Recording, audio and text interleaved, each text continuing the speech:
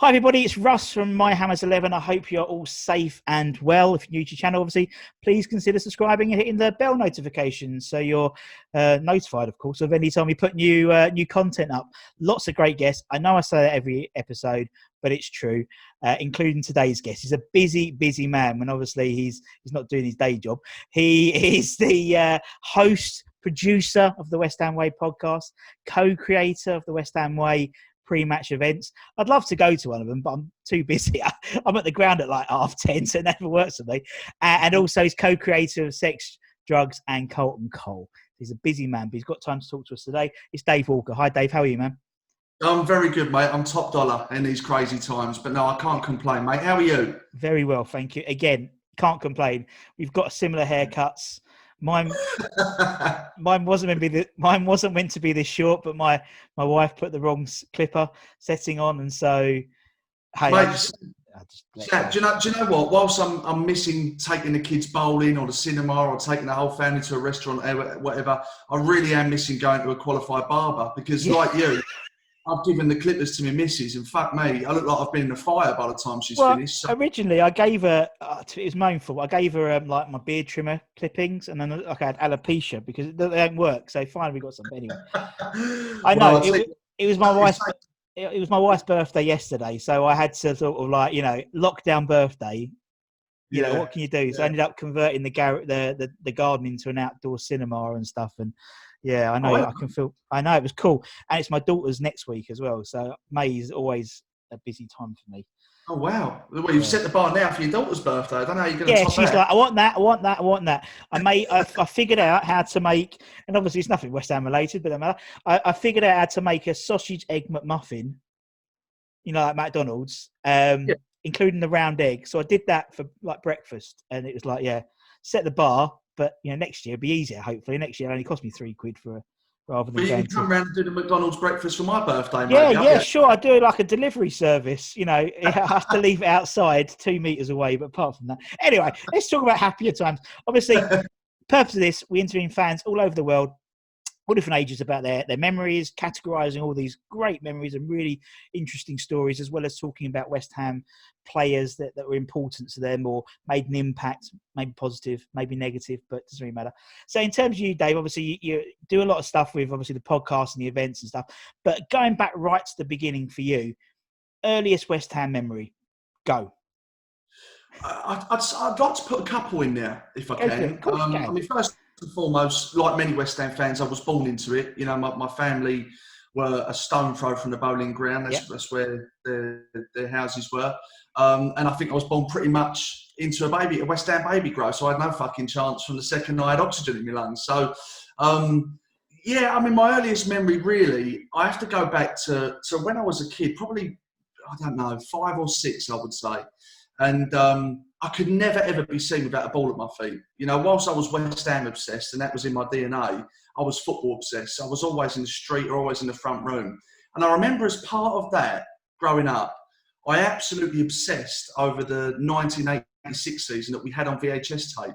I used to watch it day after day after day after day, just in awe of how good I thought West Ham were. Because I was only a kid, I had no sort of maturity or knowledge of the game as such. But I'm watching this season just being blown away. And you look at some of the players back then and the games and the results and the excitement. And you could even feel from that season the atmosphere of Upton Park coming through the speakers. It was such a magical season. And I absolutely obsessed over that. And I used to recreate the games and the goals in my front room, turning sofas over for goalposts and using my mum's curtain as a net. And when that got too much and I got kicked out, I was just in the street the whole time. And the only time I'd come in was when it was too dark to see the football. So I was football obsessed and I was West Ham obsessed. And I think that's my earliest memory. And then, of course, the day came when I got to go to West Ham, which I'll forever hold in my heart for so many different reasons. And I just remember holding my dad's hand, walking down the Barking Road, and just mobs and mobs of people. And you've got to remember, I'm not used to seeing big crowds. I mean, I'll come to the game in a second, but I must have been about, I was young, 6 or 7 maybe, when I went to my first game. And you won't believe what the first game was, by the way. It was West Ham United 7, Hull City 1. Wow. And I think it was 1991. I think it was the old Division 2. And like I say, I remember walking down the Barking Road with my dad and just these these memories just stay with you for life. I mean, I remember the queue for Nathan's Pie and Mash, which was a queue that I spent most of my West Ham life being part of. Then there was the bowling and seeing all these West Ham fans outside of it, and the smell of the burger vans and the hot dogs, and just that, I don't know, not that I even knew what working class meant then, but looking back, I think that's what I felt. I felt that these were working class people in their back then working class sport. And this football club of ours was just the most well-supported club on the planet, with genuine passion from East London people, who are, in my opinion, the hardest, most passionate, charismatic people on the planet. And you just instantly felt part of that, even as a kid. You know, I never felt intimidated by those big crowds. I would have done if I'd have gone shopping somewhere and seen those crowds. I would have liked it. Yeah, but because I knew that these were my own people, that felt special to me, and I've never ever forgotten that. And obviously that became the trend for years and years and years after. Yeah. And of course, to leave the bowling ground, having witnessed a 7-1 victory, I thought we were also the best team on the planet. Yeah, that's it. Sorted. Completed it. West Ham completed it, mate. Yeah. Totally. Exactly. I should never have gone back, really. I should have walked away at the top. Yeah. And just never gone back and never gone through the heartbreak. Exactly, the heartbreak that you've had since the early 90s. I was the same, actually. Well, no, mine was, I was a year after, actually, 92, 93. So I was a glory hunter because I went up, you know, when we went up, you know. I think it was against Oxford United, and I think Oxford United scored after about a minute. And I was like, so unlike you with the 7-1 bar, I was like straight in entry level West Ham, you know, like within a minute we concede.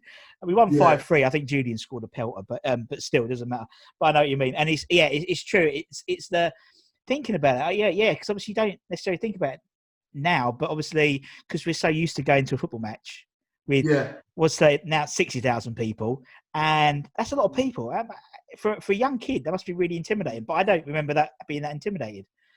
No, me neither. And you know, I think, do you know, it's a bit of a double-edged sword, because I look back now and I think of how special those times were, and I realised at the time how special they were.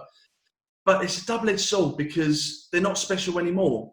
You know, and going to the new stadium and football in general, you know, it's completely sold out. It's all corporate, it's commercial, it's all about a pound note. And I just think, I don't know, whilst they were special times and I'm pleased that I experienced it, it's also sad that those days are well and truly gone for me, you know. And I fell out of love with football a while ago. Never fallen out of love with West Ham, but the game itself has never been quite been the same for me. I agree, and I think actually, you know, it's horrible what we're in at the moment, but it puts things in. I think it puts a lot of things into perspective. God, we're getting very deep, aren't we? I think it put a lot of things into perspective, and I think when, you know, obviously there's been lots of fragmentation between fans and things like that as well. I think that first time, whenever it may be, might be a year's time, who knows, when 60,000 people are back together and there's that bubbles, and I press that play on that bubbles, that's going to be a real spin, like togetherness. And I hope, you know, people are appreciating football more because they have, you know, you don't know what you've got till it's gone type thing. And not having football, it's like everyone's like when the Bundesliga started, everyone went, oh my God, football. And just like went to it, you know, like viewing figures of the Bundesliga went up, and, you know, we never would have done that beforehand. So I hope that, you know, it puts things in perspective in terms of football for people. As you said, maybe people who are a bit disenfranchised might be more drawn in, maybe. Do you know what? I think you're right, and I think hopefully it does bring more of an appreciation of being at football together. But you know, one of the things that's disappointed me more in recent years as well, mainly with the development of social media, is just seeing West Ham fans have a pop at each other, and that's the other thing that hurts a little bit. You know, maybe it would have existed years and years ago if we had social media, but the fact that we didn't, you'd only really ever see these people face to face and be around them and be in amongst them, and you would always be looked after, and you'd always have a laugh and a joke, and they were your mates, and even if they didn't know you, they was your claret and blue family. Whereas social media, to a degree, has killed that, because there's always a dickhead, you know, that wants to have a pop or cause trouble, and you sort of think, is it society or is it West Ham fans, the wrong type of West Ham fan with a Twitter account? I don't know. So I agree. Change, mate, but let's hope that moving forward, when you know, politics is put to bed, that we can all be how it should be, you know. Definitely, I think it is a societal thing, because obviously you watch other fans, other channels, if they're, you know, they're fan TVs, you know, and there's obviously, you know, everyone has their opinions, I agree that, but you're right. And I think you're right as well in that, when you were going in the early 90s, before social media came around, you were sat there, you knew Bob behind you who had a flat cap, Bill over there who drinks a Bovril. You'll slag him off to your dad. He's had 2 Bovrils today. That's literally all you'd say, or he's had a pop at him. I don't think so, but it'd be between the two of you and that's it, So no, I agree. I just think it's a proliferation of social media. God, the topics we're covering. I know. I mean, muffins. Let's talk about Raz Van Rat instead. Let's talk about your favourite. But you know what? One funny story my brother's got, because he's 12 years older than me, so he was lucky enough to experience some of the 86 season, and he remembers really, really clearly. He was I can't remember where he was sitting, but you were all on top of each other in those days, and he said that he's there. I think he was with his dad or our uncle and our dad. And he felt this warmth down the back of his calf, and it was an unnatural feeling. And he thought, "What the fucking hell's that?" Anyway, he's eventually found the space to turn around and look. Turns out the geezer behind him, obviously busting for a piss, but where it's so packed he can't be bothered. Yeah. He's rolled up a program, put his knob through it, and just pissed in front of him up down my brother's leg. So, yeah, I mean, it was some funny times over there. I mean, you wouldn't get that at London Stadium these days. But, no, you wouldn't. So let's move on to your 11. So as I said, we're asking people about the players that meant, and obviously you've probably got quite a good catalogue of people you want to talk about. But the idea being is sort of the 11 people so it's your 11. So I said it could be your favourite 11, maybe your technically best 11. Favourite and technically best might not be the same. Doesn't really matter. It's up to you who you want to talk about. Might be 11 people you hated. Maybe 11 people who didn't come onto the pod, for example. It's up to you, really. It doesn't mean it can be as libelous as you want to be. But we try and keep it to a 4-4-2 if we can. It's not a problem for people like you and me. But for older people, when they, I never knew what a left half was until I still don't. Or an inside right. But you have to be alive to have seen them play. That's the only caveat. So obviously you and me couldn't put in Bobby Moore. We could put in, Roger Johnson, Javier Margas, seems a fair swap, but that's what we'll do. So, yes. I haven't made my team, I'll tell you that now. Yeah, got it. Right, let's start. Johnson didn't make the cut. Oh, did I just, I was about to say, it wasn't a spoiler alert. Right, we'll start between the sticks, Dave. Who are we going to go with between the sticks? The Walker 11. I've gone for a 4-4-2. I've gone for a 4-4-2. I've ticked the box of only ever picking players that I've seen live. If I'd have been born 10 years earlier, it might look very different, but I wasn't. So I've gone with the players I've seen and thought a lot of for their time at the club. So 4-4-2, and in the sticks. Fortunately enough, in recent years, in my lifetime anyway, we've actually been lucky with keepers. I think we've seen a lot of West Ham. I love Xhaka, I love Rob Green, I love Fabianski, I love David James as well. But for me, it has to be Ludo. Yeah, sure. Absolute man-mountain. He was agile. He made excellent saves, and an absolutely lovely fella off the pitch as well. So Ludo, I think, speaks for himself. Like I say, if I'd have been born earlier, possibly Parksy would have edged it. But for me, it goes to Ludo. Exactly, and that's the whole idea of this. Is that if you said if I said what's the West Ham Dream 11, everyone would say probably exactly the same bloody players. But that because about the myth of Bobby Moore, you've been brought up in a West Ham family, you've heard players, you've seen the videos, but as you you've got nothing, no reference point apart from what you've been told. We're here, as you said, you could have, if you was 10 years earlier, you probably maybe your brother would put Parks in instead of Ludo, for example. But that's the idea. And as I totally agree. And as you said, he's a lovely guy, and you've had him on there. I've heard some lovely stories. And that's what's nice. It's all these little personal stories, like Scandinavian Hammers one. He came back from a players' dinner because he promised them he was going to see them. And that was when they were staying at the old ground at the hotel, which was always fun. And he stayed there for like 2.5 hours, 3 hours, literally chatting to every individual. And you know how many bloody Scandinavian Hammers come over. So it's like, it was a lovely guy. Right, I'll put Ludo between the sticks. Let's go left back. I think I can probably guess who your left back's going to be. Vladimir Laban. Yeah, no problems. Yeah, well, it's actually Raz Van Rat, but no, there's only one choice. It picks itself. It's got to be Dixon. what can I say about Julian Dicks, my all-time West Ham hero? And it's funny, because you speak to the previous generation, and they'll always tell you Billy Bonds. Yeah. And obviously, I grew up watching Billy Bonds on those famous VHS tapes. Never saw him live, but Billy was a warrior. He wore his heart on his sleeve. He got stuck in. He was a winner. He was a competitor. He was passionate, and he played for that badge. And he loved the football club. Now, Julian Dicks was my Billy Bonds. And as he was with every other West Ham fan of my age. And, Dixie, his Achilles heel was his pace, I think, was his only downfall, but an absolute wand of a left foot. I mean, I don't think he's given credit for the actual ability that he had, Dixie. I mean, his range of passing was phenomenal, which not many people speak about. We all know about his penalties. And Jesus Christ, did he score some worldies. I mean, one that springs to mind, one of many, was Man City at home. I think we lost the game.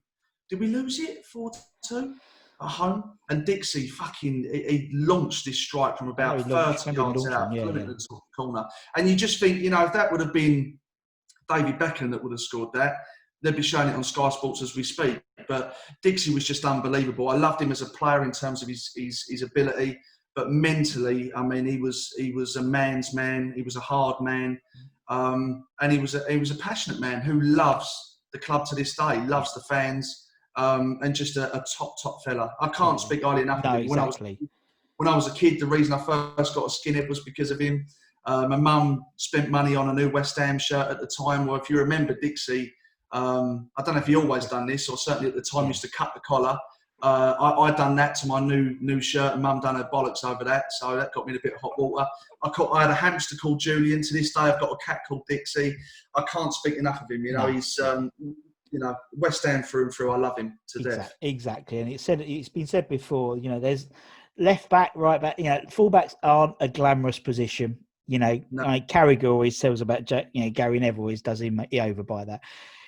I can't think of any left back in football in general who had such a galvanising effect on a team. And also in terms of the fans. That's all. If it was a naughty challenge, if it, as you said, a 30-yard pinger into the top corner, there's no one I can think of who can do that. Who can control a game from left back. But as you said, there's not really much you can say about Julian that hasn't been said. But he was Well, and he's the same as me. He is Mr. West Ham to me. I was just roughly the same age as you, Dave, I think. So for me, he's always been Julian. Right, okay, we'll put Dixie on the left. Who's the go right back position then, Dave? Yeah, this was a toughie. Yeah. Because I don't think in my lifetime we've been blessed with outstanding right backs, if I'm honest. Yeah, agreed. Immediately, my brain went to Schemmel, because I go back to that season he had where he won Hammer of the Year, and he was a world beater in that season. Yeah. And I thought we had one hell of a player on our hands, but it didn't work out. And you could probably put him down as a bit of a one-season wonder, despite how good he was. So I looked for a little bit more longevity. So I was kind of torn between two. One was Stevie Potts, because I thought he's Mr. Reliable. The service he gave the club was second to none. Great player, great person. And again, Mr. West Ham, still at the club to this day. But I'm going to go with Tim Breaker on this, purely because I could list the same reasons as Potsy. He gave best part of a decade of his life to West Ham. He was defensively sound, solid. But the difference for me between Tim and Potsy was Tim was better going forward. Yes. And I thought Tim liked to hit the flanks, and he had a great cross on him. So for me, that's why he edges it. So Tim goes into my number two. Agreed. Although, didn't you see Potsy's goal? You would have seen it. His first, is it Hull City anyway? So you saw it. Very good. That was a collector's item that day, because it was indeed Potts' goal. But he hit it from about fucking 400 yards. Went for his leg. Yeah. Well done.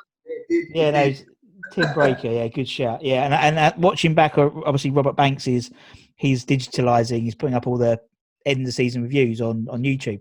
I didn't realise how good Tim Breaker was, to be honest. I underappreciated. But when I interviewed Kenny Brown, he was saying how he was like, Tim was like the complete player. He was like so athletic. And I never thought of him in that like pedestal, but actually watch him again. Yeah, totally agree. Right, Timmy's in. Do you know what though? I think we're all guilty of that at times. I think like a lot of things in life, you appreciate it more when it's gone. And I think Tim Tim, from a footballing perspective, was right. I mean, we'd done a kind of an underrated 11 on the podcast, and I think Tim went in at right back, and rightfully so. You know, he was the full package in the sense that he wasn't the best right back in the world, but everything he did so well. And mentally, you know, he was professional. Again, he was a grafter.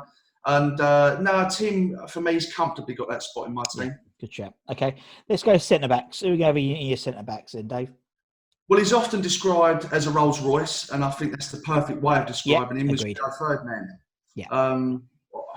What a player. I mean, look at the player he went on to become. And I don't think any West Ham fan was truly surprised to see that development, because he was something else. I mean, the first time you saw him, I think what stands out to me was his physicality. You know, he was a lump, Rio. He was tall. But for me, what made Rio special, there was so many defensive attributes that made him solid. But I don't really think you see many ball-playing defenders these days. You don't see many ball-playing centre-halves. And Rio was probably the best ball-playing centre-half of my lifetime across all clubs, in my opinion. He was absolutely fantastic. And ironically, I think that his debut, and I might have this wrong, I think he came on for the player who went off. And the player who went off, it was his last game for West Ham. And that is who I'm partnering with Rio in this team. Do you know who that is? I'll leave you to announce it, Dave. But yeah, great shout for Rio. Got it right, first and foremost. Well, you say it, and I'm sure if you got it wrong, someone will tell you on Twitter. No. Well, where's X when you need him? I know. Right, so you've got Rio, and next to him is Alvin Martin. Yeah. So I'm pretty sure that Alvin Martin played his last game for West Ham, and he came off for Rio, who had his first game for West Ham. I'm pretty sure it's Rio, I think, speaks for itself. So we'll talk about Alvin now. Now, Alvin was in the twilight years of his career when I saw him at West Ham. I saw him far from his best. That said, the fact that I've kind of triggered being able to tick the box of seeing him live, coupled with the fact that he could still play, Alvin. He was a hard man, again, a grafter, was a winner. He was someone that had an effect on his teammates as well. He was well liked. And you've just got to look at the fact that he was coming to the end of a 20-year period at West Ham. And if you know Alvin's backstory, I know this isn't relevant to Best 11, but he was a kid coming from Liverpool. Yeah. You know, that's daunting for anyone. And I've sat down with Alvin in depth about his story, and you know, to listen to how he progressed from just joining a football club to falling in love with a football club, like Alvin has done, is incredible. So I think the fact that he could still play when I was able to see him, the fact that he gave 20 years of his life to West Ham, means that he gets my nod next to Rio. And to be quite honest with you, I think even if we're doing an all-time West Ham 11, he would be there or thereabouts. Yeah, no, I agree. And I think there's a few people who I call adopted Cockneys. Ginge and Alvin are the two that stick in my mind. He just gets it. Still lives in the area. You know, his grandkids go to my daughter's school, and you know, and got time for anyone. And he just got West Ham. He just got the area. He got the fans. Got the club, and that's why people still love him. And that's why they give him the honour of. I mean, who did the whole Billy Bonds tribute thing at the club? Alvin Martin. He did, exactly. You know, and so that again, that shows could have gone with a presenter, you know, like Chris or Martin, but no, it went with Alvin, and too rightly so. But Alvin's one of the best as well. I'll tell you, you give Alvin a microphone. I mean, he's done the event for us before, and he's like a stand-up comedian. Great, you know, he was incredible. And I mean, when it came to centre halves, I'm comfortable with those centre half choices. But I did think about Bilic. I did think about Reaper. I did think about Ginge. And to be honest, any of these selections could be fairly questioned. Of course they can. But for me, I think Alvin and Rio. But you know, I'm ticking the box to get these players in. I know. But I'm ticking the box based on them at their peak. I know, of course, and I think actually they'd complement each other quite well. Them two as a partnership, Alvin and particularly Julian, and even Tim. Tim liked to mix it. You know, if it got a bit tasty, you've got people, and then Rio could actually do, which is what I think he should have done more when he left West Ham, was be the ball playing rather than Alex Ferguson, you know, making him a defender. If he carried on doing what he was doing in terms of West Ham before he moved, obviously, you know, because Alex Ferguson seemed to knock all that creativity out a little bit, he would be in the same fold as Baresi and people like that in terms of that accolade. I don't think, it's almost like he became a defender rather than a ball player, which now people, everyone wants. He was almost like a couple of years ahead of his time, to be honest, I think, now people don't want that bruiser. They want the ball player, the Klopp and Guardiola. It starts in the back, but he would have been, ahead of his time then. Right, lovely. Okay, let's crack on. Let's go left wing, Dave. Here we go, left wing. Well, this one's through gritted teeth. And again, from saying that, I think you're going to know what I'm going to say. I've got to give it to Snakey McSnakerson. I've got to give it to Dimitri. Because, being a season ticket holder in that final season at the Boleyn, in my lifetime, I mean, there's one other player, and I'll get to him in a minute, but he just defied the laws of the game. He would just get the ball. Every time he got the ball, the excitement, the shared excitement within the stadium that he would make something happen. And we're not just talking about a great little touch or beating one player. We're talking about doing skills that you shouldn't have the bottle to do at such a high level, but not only doing it, but beating 3 or 4 players in the process. And he never ceased to amaze you. Your jaw would drop from the most basic of things that he would do to beating 3 or 4 players, to taking, free kicks that didn't seem physically possible. And he was just an incredible player. It broke the hearts of every West Ham fan when he left and the way he left. But for that one season, and I'm contradicting myself because of Schemmel. I know what you mean, though. It's a different thing. And again, it's the glamour. It's the glamour. Right back isn't a glamorous position. So if you had a good season at right back, great. Yeah. But in terms of what he did and the stars aligned and he had the right manager, the right man management, he had the right time voting. Yeah. And technically, I think Payet was the best player I've ever seen at West Ham. There's not many Ballon d'Or nominees who play for West Ham. Well, that says it all. He was absolutely phenomenal. Yeah. And I don't know. I think you'd struggle to find. There's one other choice we'll get to in a second in another position where I think he did achieve this. But since him, I don't think I've seen a ground get collectively so excited with one player getting a football. And despite the fact that I hate him and I'll never forgive him for the way he treated the football club and leaving Slaven with a head of hair like me and you, I think I can't overlook him. I can't overlook just how special he was and what a privilege it was to see him play. Good. Yes, so he's good word. On the wing. Privilege is a good word, definitely, and I totally agree. He was a very unassuming man. You look at him, didn't like a football player, quite a little podgy, not the same. He's quite a small guy, but for what he could do for football, I don't think I've seen anyone that matched him. And as you said, but you get that, you do get in terms of the the character that always seems to happen with those types of players, those mercurial players, and people forget how he joined us was a similar way to how he left us. It's like, well, I know. Same about Arnautovic, couldn't you? Exactly, totally same. Players. Yeah, I know. Right, okay, we'll go other wing. Let's go right wing. Here we go, right wing, Dave. I'm going to put Trevor Sinclair there. Yep, nice. I think he was part of a very special era for me at West Ham. Having a season ticket in the mid to late 90s under Harry Redknapp was a real special time, and the football that we were playing. And you would go to West Ham, and we haven't felt like this in a while, let's be honest. You'd go to West Ham expecting to win, and you'd be expected to be entertained. And the group contained so many good characters. And it was just such a great time to be a West Ham fan. Yeah. And, it was a great bit of business as well. From memory, I think, was it Dowie and Rowland that went the other way for Trev? Which in turn brought the transfer fee down for Trev. I mean, Christ almighty, every penny of that was well spent. Because he was just brilliant. Trev was quick, he was skillful, he was versatile. I mean, he could play on the wing, he could play up front, he could play right wing back. He was just a real quality player. Yeah, definitely. I mean, I remember Trevor Sinclair very well because my granddad, God bless his soul, his eyesight was going. So any black player for West Ham, if he did something good, was Trevor Sinclair. It could have been, best bloody player of the pitch, that is, and bless him. But Trevor Sinclair, totally agree. And also, one of those players, very few players in recent times who were a regular England player when they were playing for West Ham. Obviously Dex, Greeno, but Sinclair in that World Cup 2002, he was exceptional. Great. Okay, we'll put Tricky Trevor on the left. Centre. Here we go. Centre mids.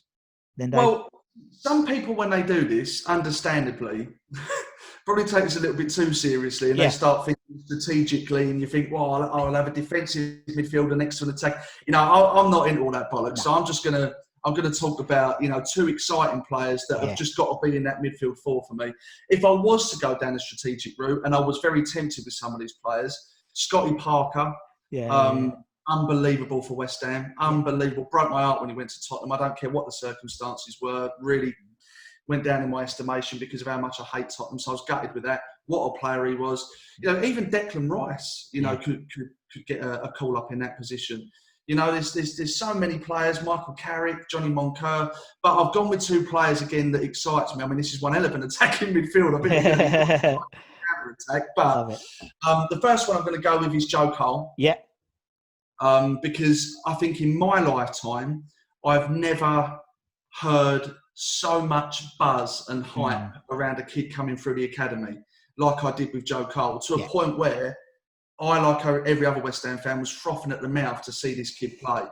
And when he did play, he was just a freak, really. Yeah. I mean, some of the things he did, the tricks and the skills, and again, similar to Dimitri in the sense that he was players he shouldn't be beating, and the way he was doing it was so unorthodox and unpredictable. That at West Ham, we love to be entertained, and it forms part of the West Ham way to be entertained by exciting attacking players. And Joe Cole was exactly that, just an incredible player who, again, obviously went on to have a great career.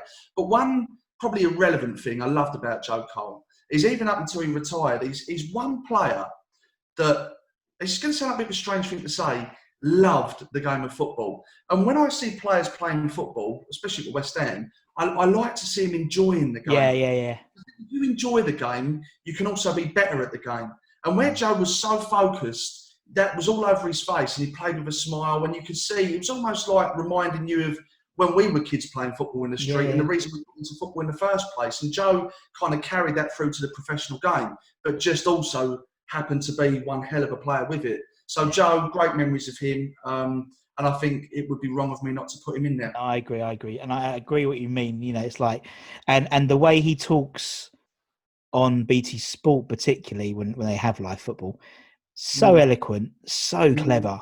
He's I think a lot of people would underestimate. Very similar to, not very similar, but when Owen Hargreaves retired, he became a really good pundit. No, he doesn't do it, but it's that sort of saying, he knows what he's talking about, this boy. And as you said, love of the game. And I agree. When players have got a smile on their face when they're doing, because Joe used to that lovely little pirouette, didn't they? I remember the FA Cup, we had Bertie Braley on before, and he was saying about that. He did these bloody pirouettes all the time, and I used to love him. But anyway, Joe's in. Who's going to Joe's partner in this midfield then, Dave? I've got to go with Eyal Berkovic. Yeah. Because I think he was rated at West Ham, but I think if he would have been at a top 4 to 6 club, he would have been a hell of a lot more rated than what he was. Definitely. Eyal Berkovic, for me, was, and I know this is a massive statement, in my opinion, one of the best players in the final third in terms of his final ball the club has ever seen. I genuinely believe that. Not the best, I'm not saying he's the best, definitely one of the best. Now, you look at the amount of goals Johnny Artson scored for West Ham. Exactly, totally. How many of those goals would have come without Eyal, even though he kicked him in the fucking head, No hard feelings. Still went on to create a great partnership. But I just used to watch Eyal, and do you know, it's funny. There's a lot of wing play this day and age. There's a lot of backwards and forwards. There's a lot of trying to penetrate the final third and get through the back four. You don't really see it that often these days. Eyal used to do this week in, week out. And it's up to the striker if he puts it away. But watching Eyal Berkovic, he had quick feet. He was an intelligent player. His vision was incredible. And as long as the striker was intelligent enough to make the right runs, I would pick him out. I thought that was so underappreciated. And he, for me, is the best player I've seen in the final third with a final ball.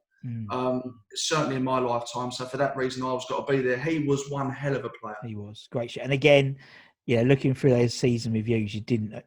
I think I didn't appreciate how much he did as a player. Do you know what I mean? No, And I know what you mean about sort of like someone like Tricky Trev, for example.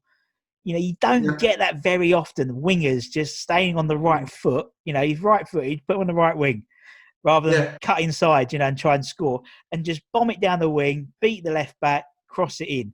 It's so Mm, simple. Football can be such a simple game, but we yeah. overcomplicate, as you said, with this ticky-tacky, and Berkovic. And that midfield would, be first on match of the day.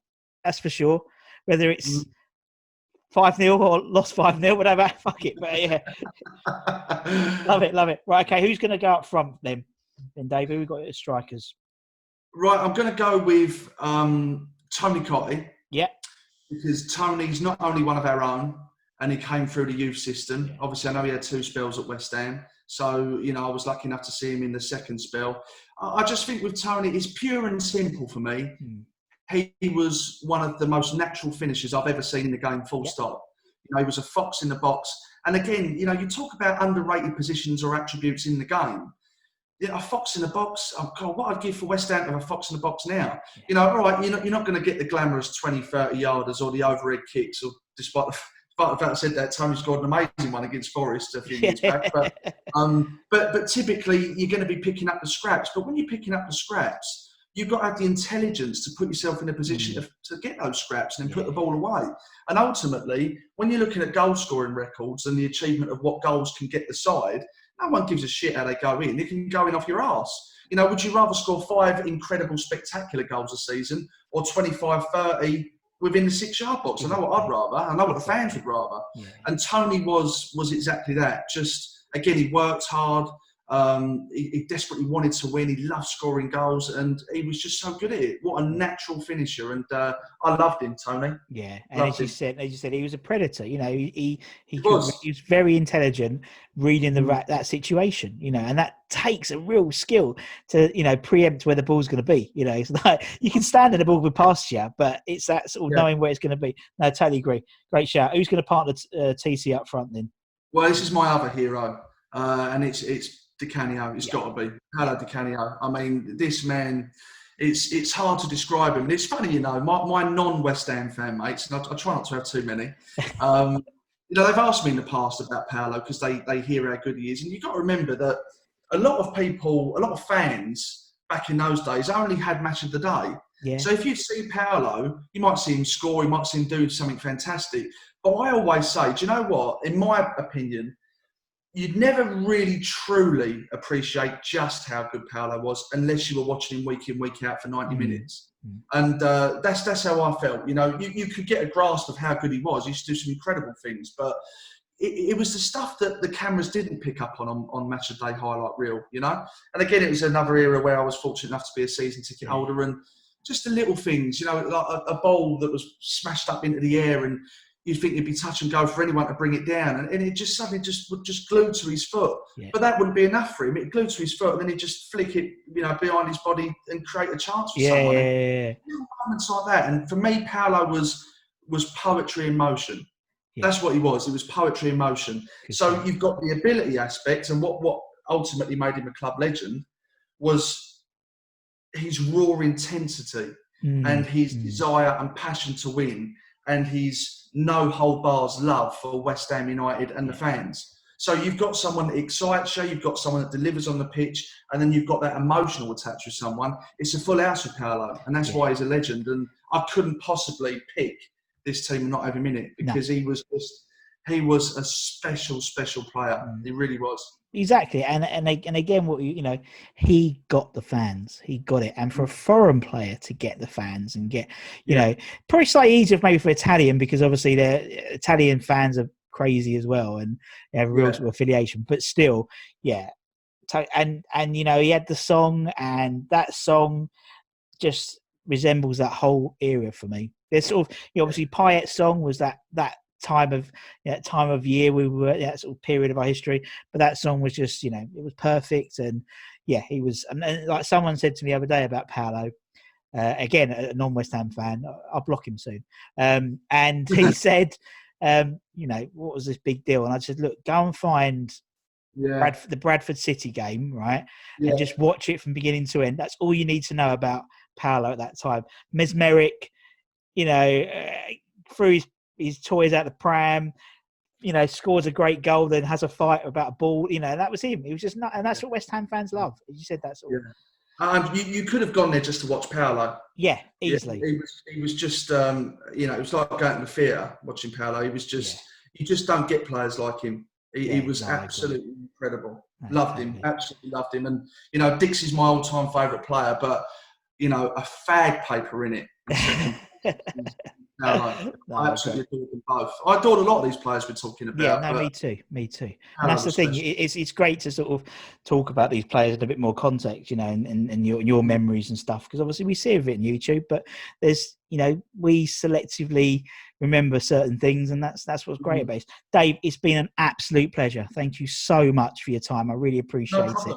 And thank you to everyone else who's been watching. Obviously, you know, like, share, subscribe. Obviously, get yourself on the West Ham Way podcast and stuff like that as well. It's brilliant. And until next time, guys, take care and stay safe. Bye-bye.